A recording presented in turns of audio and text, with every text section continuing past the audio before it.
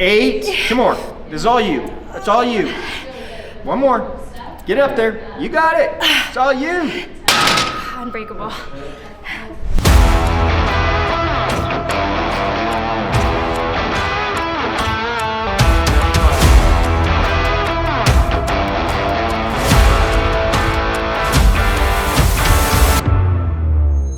Alright guys, welcome back to another episode of Chasing Leadville 100. We are officially in our 12-week out week, which is so mind-blowing to think about. But I wanted to start off today with just talking through my 3 favorite protein sources and also talk through how I went from being vegetarian for 12 years, vegan for 4 years, and now, obviously, eating meat. Okay, so the first protein source that I use on the daily basis is just a high quality vegan protein powder. And the reason why I still have a vegan protein, even though I am eating other animal sources, is because I am allergic to milk. So I can't have whey or any casein protein. So anything based out of milk is something that I just can't do at all. So I look for a high quality protein that has a good carbohydrate to fat to protein ratio. So that just means a higher protein content than carbs or fat by a significant amount. And then also that's something that comes from high quality protein sources, and that's just in general a cleaner source of protein. So vegan protein has 4 grams of fat, 4 grams of carbs, and 22 grams of protein per serving. And look at that ingredient list. So super short ingredient list. There's no added colors or flavors that are artificial. So that's why I love BPN vegan protein. You can use code Amanda for a discount at checkout. And then moving on to our real high quality sources of protein from food. So my number 1 most consumed protein source is elk. And the reason why I started eating elk was actually, this is the first protein source that I had from an animal in close to 12 years. And I decided to go vegetarian, honestly, as a child. I found out where cows came from or where beef came from, and I honestly just made the decision as a child that I didn't want to consume cows, pigs. I ate fish for several years, cut that out, brought that back in, but basically went in flux between eating fish and not eating fish. But I basically never ate any sort of red meat up until last year. So I competed in Ironman World Championships in October, Ironman Coeur d'Alene in June of last year. And in the middle of that time period, I started having cravings for elk. Tyler, my husband, actually consumes elk pretty regularly. We have hunting friends. So he would cook it and I would start to smell it and started to have cravings for elk, which was really strange for me because I had never craved elk or any sort of red meat up until that point. And truthfully, like, I am someone who honors my hunger cues, honors my body, and going through cancer and all of the tough things that I have had to endure, I've realized how important it is to cue in to those things. And if our body is telling us to eat things, we should probably choose to eat them. Unless something like cake or something like that. If it's a true craving, our body is telling us that we need something. At the turning point last year when I decided to start considering eating meat, I made the decision to wait until Ironman World Championships to make any dietary changes because I knew that that would impact my body. But from June until October, I landed myself in the hospital for some spooky cardiovascular and respiratory issues. I had significant low levels of vitamin B in my blood. I had blood tests that were done regularly. I was on daily injectable vitamin B because I just wasn't getting enough in my diet and I wasn't able to absorb what I was eating. And when I ended up in the hospital a week before Ironman Kona, I realized that there was just something wrong and something missing. So I made the decision that after Ironman Kona, I was going to start eating elk. And that was in October of last year. So ever since, I've consumed elk on a daily basis, and it's a high quality source of protein. You can do a ton of research on the difference between elk and regular beef and the dense nutrient content that's in elk. So This has 10 grams of fat per serving, no carbs obviously, and then 25 grams of protein. Elk and game meat in general is also a super high quality source of creatine, which is hard to find in regular plant sources. So once I started eating meat, I recognized how important meat was for my body to perform well in the gym. I immediately saw increases of energy, I felt stronger in the gym, and even the way that I look in the mirror, my muscle density is just significantly better than when I was vegan for 4 years. So I don't know if there's 100% causation, but there's definitely a correlation between the two. The third source of protein that I eat on a daily basis is eggs. Obviously, eggs are also very high in fat, so it's a great source of omega-3s and then also high quality protein. But we actually get our eggs from the farmer down the street. He was out, so we did actually just get these Vital Farms eggs, but the farmer down the street has like multiple different colors of eggs. We literally go walk to him, get our eggs, and it's something that I incorporate on a daily basis. And I just love eggs. So those are my 3 most consumed high quality protein sources. Let's get to our workout. Okay, so we are officially on our way to 21 Run, which is a super sick running based gym in South Jordan. So we're on our way there, and we're going to meet Ben. So Ben is actually my coach for Leadville. I've talked about Ben a little bit and given you guys a quick overview of who Ben is, but you're gonna have the opportunity to meet him today, and we're gonna go through a strength workout in person. So I'm really excited for you guys to not only meet Ben, but also see 21 Run and in all of its glory. It's such a cool location, and I actually am gonna start teaching classes there eventually when we figure out a good schedule. So we're on our way there. We'll be there in about 16 minutes and we'll get to meet Ben. All right. We have arrived. 21 Run. I'm so stoked. After this rec also has sauna and cold plunge. So they collaborate with one another. So one of these days we'll definitely go sauna after, because I need it. Welcome. Hello! Hi. Hello! How's it going? Good, how are you? How are you? Good. Yeah. All right, so we are officially at 21 Run, and I'm gonna introduce you to my coach, Ben. How's it going? He is the Ultra Wizard, a certified BA, and a professional blister popper. I know my place. Yeah. I'll let Ben introduce himself a little better than that. All right, I'm Ben Light. I'm an ultra runner and an strength endurance coach. And I'm just honored to have my friend Amanda reach out to me to help her with her training leading up to Leadville. She's gonna absolutely crush this.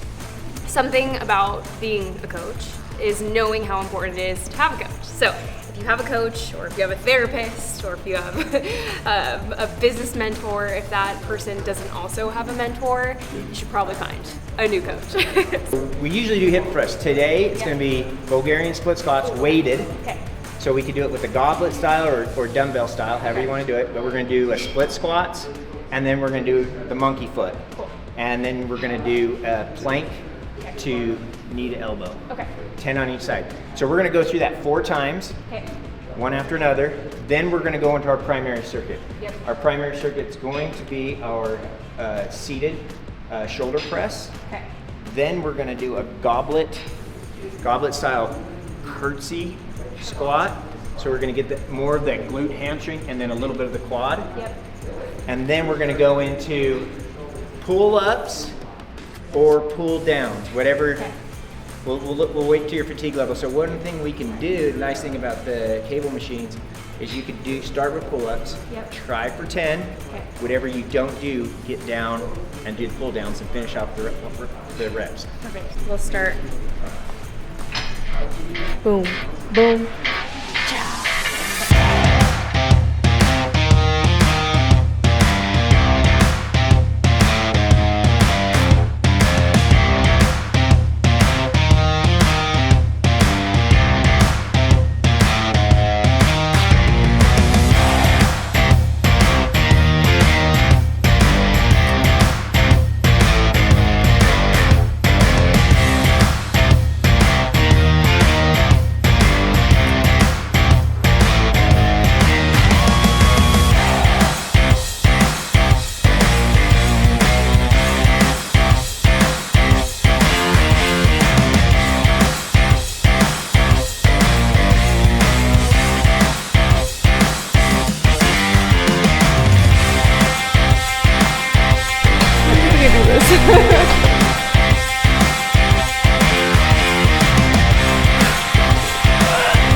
10. Good job, man.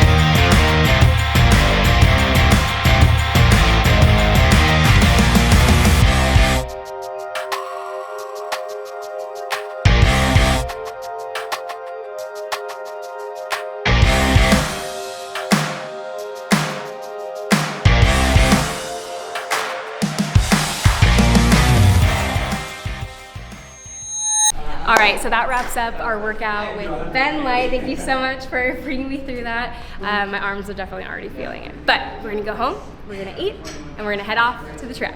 See you there. Okay, we are officially back from the gym. I just had a protein shake with 2 scoops of vegan protein, a couple cups of almond milk, and a scoop of creatine monohydrate, and I'm gonna go cold plunge, even though I don't want to at all. I generally get asked questions about cold plunging every time I post them, but I do 3 minutes a day, and I generally stack them somewhere in between my 2 workouts if I'm doing a weight session and a run session. There is evidence to say that if you plunge directly after a weight training workout, it inhibits the hypertrophy work or the muscle growth that you're able to achieve. But truthfully, my goal is not to build the maximum amount of muscle, it's just to build strength and longevity. So we're about an hour post-workout, and I don't feel very concerned about going in the cold plunge now. But I want to give myself enough time between cold plunging and running again for my body to reheat and naturally build back up to a homeostasis temperature instead of going directly into a speed workout specifically on super cold muscles. So let's go cold plunge.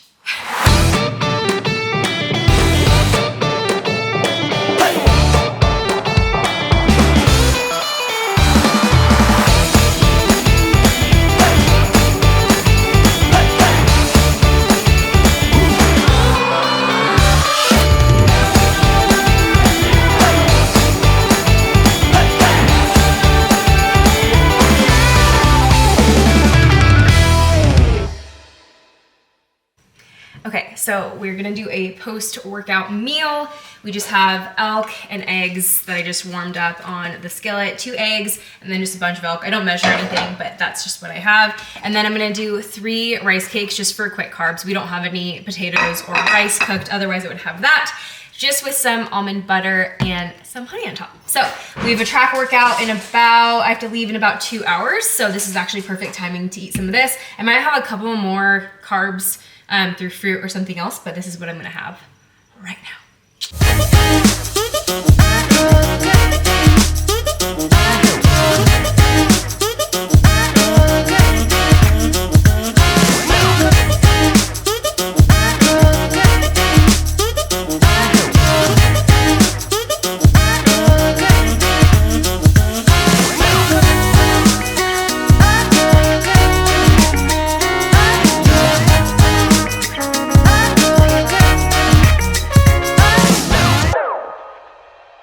Hey, thank you guys for pulling up the club today. I know everyone here is so curious on what our workout's gonna be. So we have some options. If you want to run some good mileage today, we have that for you. If you wanna go a little less, it's gonna be the same workout, just you can choose your sets. But for our workout, what we're gonna be doing today is basic mile warm up. We can do some stretching for a few minutes, get warmed up some more, and then we're gonna do 6 to 8, maybe even 10 if you're feeling it, sets of this workout. It'll be 4 minutes of your desired race pace. If you don't know what your desired race pace is, run as fast as you can, but remember, it's for 4 minutes. So you have to be able to hold that pace. And then after the 4 minutes are up, you're gonna get 1 minute of a jogging recovery. So the point of this workout is to practice accelerating, holding speed, without going to a stop again. I'm not gonna lie. 4 minutes. Let's see. I don't know what pace I'm gonna hold for 4 minutes. If I'm being honest. Desired race pace. What's my desired race pace? It's actually. Is it my ultra race pace? I'll be walking. Power hiking. Those people are really impressive though. The speed walkers are crazy. It's like the most, doesn't even make sense. Anatomically. I'm like, what? I feel like this is not making You sense got the right hip now. movement. You're moving. You're moving. That's a 5-minute walk. Yeah, that's right there. Jeez. So crazy. Ready? Let's go. Oh, yeah.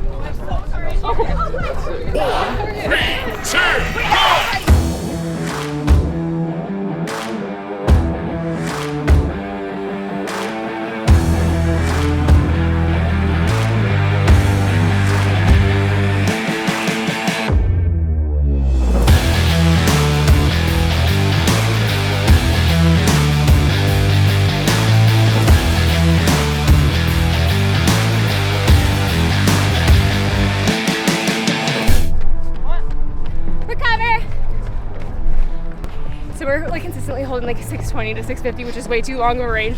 I'm gonna dial myself back to like 640 and just sit there instead of jumping around. The whole point of these intervals is to hold a sustained effort, not to be like speeding up, slowing down. So 4 minutes is a long interval for an interval. So it's basically about cueing in your timing, your pace, not going outside of, we're calling this your intended race pace. Hold, control, have discipline. So I don't know what my intended race pace is for like a road thing. So I think 640 is feeling pretty good. So I'm able to maintain like conversation and everything. So it's generally a good sign.